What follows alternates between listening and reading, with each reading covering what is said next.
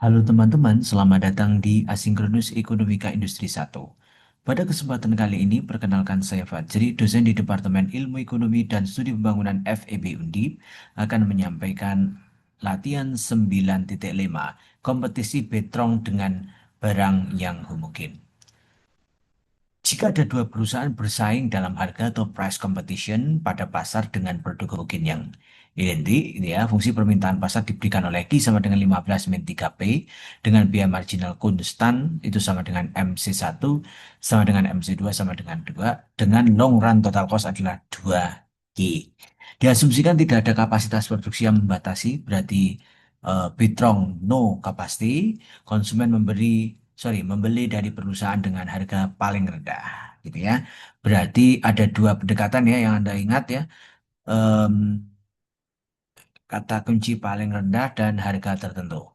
Jika kedua perusahaan menetapkan harga yang sama, maka pasar dibagi rata. Oke ya. Jadi klausul pertama adalah harga yang paling rendah, berarti P sama dengan FC, gitu ya. Yang kedua adalah QM dibagi dua akan sama dengan Q1 dan sama dengan Q2.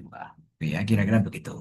Nah, ini adalah asumsi yang akan Anda pegang untuk menyelesaikan soal Bitrong dengan barang homogen. Nah, ini solusinya berarti eh, solusinya adalah diketahui Q-nya sama dengan 15 min 15 min 3P gitu ya. Berarti Q-nya sama dengan karena harga yang paling rendah berarti P sama dengan MC. Jadi kata kunci harga yang paling rendah seperti itu. Nah, lawan dari ini itu adalah lawannya itu adalah MR sama dengan MC. Ya, ini berarti harga tertentu. Ya, kira-kira begitu. Nah, berarti kita substitusikan 3P-nya sama dengan itu. Berarti P sama dengan 2. ah.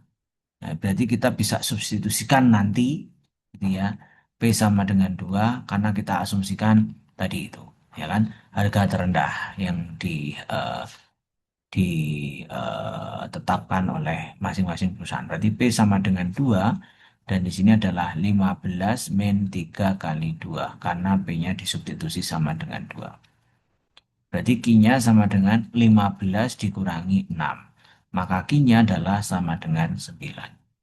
Nah, jika harga yang ditetapkan itu sama antar perusahaan, otomatis yang terjadi pasar dibagi rata, gitu ya. Berarti nomor dua klausulnya. Berarti kalau mencari Q1 sama dengan Q2 itu tidak lain adalah IM dibagi 2. Berarti di sini 9 per 2 itu sama dengan 4,5. Ya, jadi kira-kira 4,5 ini adalah barang yang akan dipasok oleh perusahaan satu dan perusahaan dua. Nah, sekarang itu solusi yang pertama. Berarti jawabannya adalah harga yang ditetapkan sebesar 2, barang yang dipasok di dalam pasar adalah 9. Masing-masing perusahaan akan memasok barang sebesar 4,5. Seperti ini ya. Nah, kemudian untuk soal nomor 2, tentukan laba masing-masing perusahaan. Nah, laba ya, laba untuk masing-masing perusahaan, yaitu eh, Pi sama dengan TR dikurangi TC. Kan berarti Pi-nya, Pi perusahaan satu adalah P kali Q1 dikurangi TC seperti ini. Berarti Pi1 sama dengan harganya tadi 2 dan Q-nya adalah 4,5, TC-nya 2Q ya. Berarti 4,5. TC-nya saya tulis ulang ya. Ini tadi biar gampang ya. 2Q1 min 2Q1. Tanpa harus menetapkan barang, otomatis nilainya labanya udah pasti, iya, udah pasti nol. Ini ya. Nah, bagaimana dengan perusahaan kedua? Sama, berarti P kali Q2 min TC2. Ini berarti TC1 itu TC2. Q2 sama dengan P kali Q, 2 kali Q1. Q2 berarti ya min 2 Q2. Seperti ini. Maka Q2 sama dengan 0. Gitu ya. Jadi dua-duanya zero economic profit. Ya, meskipun demikian, tapi laba akuntansi itu pasti positif. Kira-kira seperti itu ya, teman-teman ya. Nah, itu penjelasan terkait laba masing-masing perusahaan. Nah, yang terakhir adalah beri alasan tentang keseimbangan Petrong ini. Keseimbangan Petrong identik dengan persaingan harga, ya kan?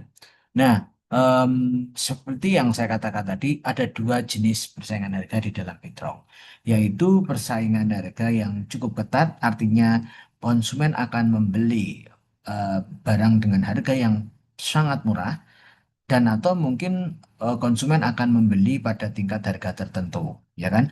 Nah, apa yang terjadi ketika konsumen membeli barang yang sangat murah, maka barang yang tersedia mungkin semakin langka, yang pada akhirnya akan membawa dampak pada aspek produksi bagi perusahaan atau masing-masing perusahaan, utamanya barang yang dia pasok di kemudian hari, gitu ya.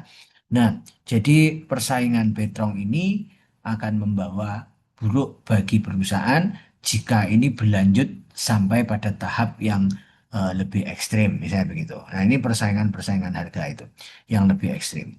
Nah, artinya apa? Artinya barang yang diproduksi oleh masing-masing perusahaan mungkin berkualitas, tetapi tidak diimbangi dengan persaingan harga yang standar gitu ya. Justru terjadi persaingan yang cukup kompetitif di dalam kasus ini. Nah, oleh karena itu nanti ke depannya Betrong ini akan dibatasi dengan menggunakan constraint capacity, yaitu ada batasan kapasitas produksi untuk mengetahui berapa tingkat harga yang paling rendah supaya dia bisa bertahan dalam konteks produksi dalam masa-masa berikutnya. Nah, kira-kira itu teman-teman penjelasan terkait latihan 9.5. Kita lanjutkan latihan 9.6 pada video berikutnya. Terima kasih.